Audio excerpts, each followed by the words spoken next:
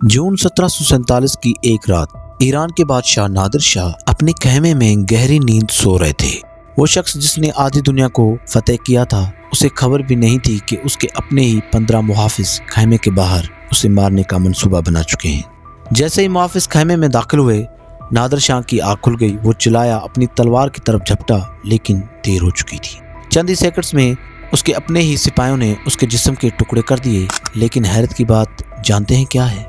नादिर शाह की मौत के वक्त उसके सिरहाने वही हीरा रखा था जिसे वो अपनी किस्मत समझता था, कोहिनूर। नादिर शाह वो पहला बादशाह नहीं था जिसका अंजाम इतना भयानक हुआ था, और ना ही वो आखिरी बादशाह था। मुगल शहनशाह से लेकर सिख सल्तनत के आखिरी वारिस तक ये हीरा जहाँ गया वहाँ लाशें और बर्बादी छोड़ गया।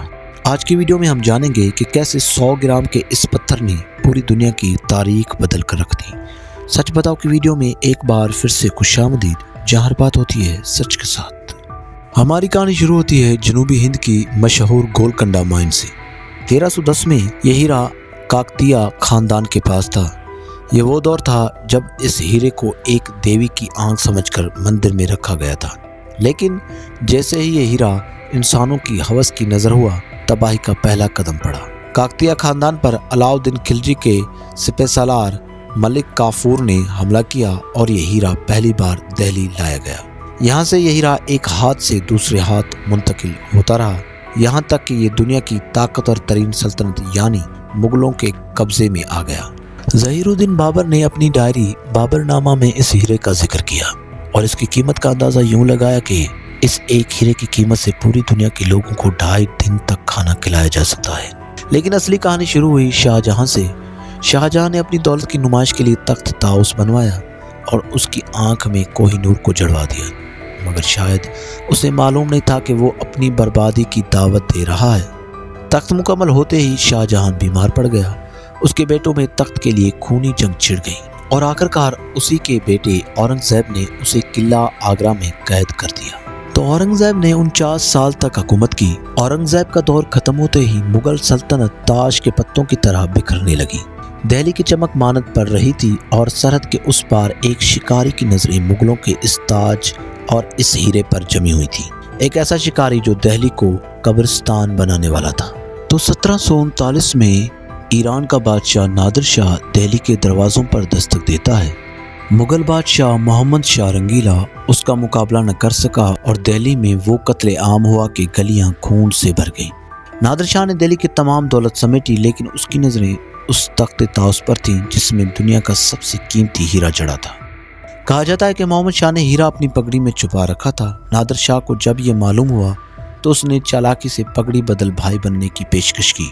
जैसे ही पगड़ी बदली गई, हीरा नादिर शाह के हाथ लगा। उसकी चमक देखकर उसने पुकारा, कोहिनूर, यानी कि रोशनी का पहाड़। लेकिन कोहिनूर की कदीम नहुसत ने नादिर शाह को भी माफ नहीं किया। दिल्ली लुटने के चंद ही साल बाद नादिर शाह की तबीयत बदल गई। वो शक और वहम का शिकार हो गया, यहाँ तक कि उसने अपने ही बेटे की आंखें निकलवा दी।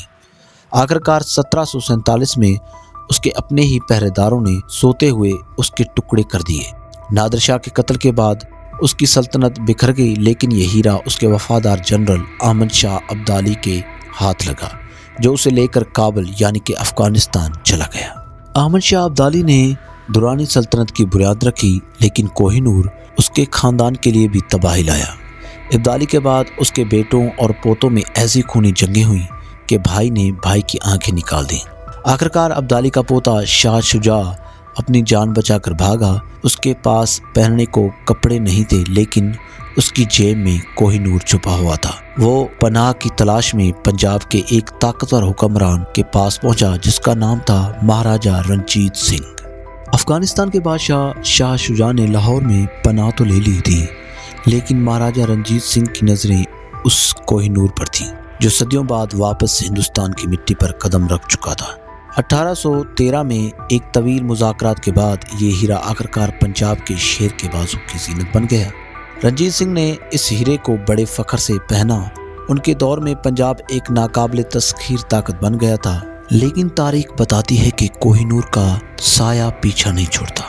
1839 में रणजीत सिंह की वफ़ात के बाद सिख सल्तनत में वही खूनी खेल शुरू हुआ जो हमने मुगलों और अफगानों के हाथ देखा था। सिर्फ 6 सालों के अंदर 4 महाराजा कत्ल कर दिए गए या पुरस्कार तौर पर इंतकाल कर गए।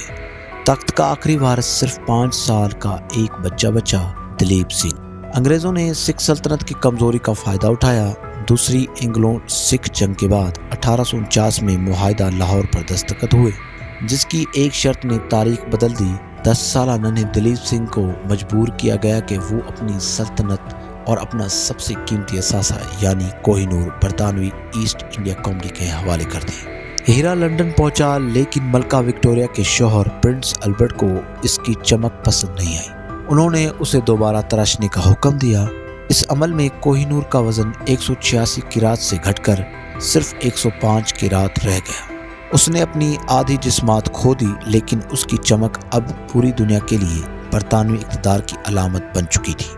आज ये हीरा बरतानवी शाही ताज का हिस्सा है, लेकिन दिलचस्प हकीकत यह है कि अंग्रेज़ों ने भी इसकी नहुसत की कहानियों पर यकीन कर लिया था। इसीलिए बरतानवी कानून के मुताबिक इसे सिर्फ मलका या शाही खानदान की ख़वातीन ही पहन सकती हैं। मर्दों के लिए इसे आज भी खतरनाक माना जाता है। बाकी हम उम्मीद करते हैं आप सबको हमारी ये वीडियो पसंद आई होगी। हम मिलते हैं नेक्स्ट वीडियो में, तब तक के लिए अल्लाह हाफ़िज़।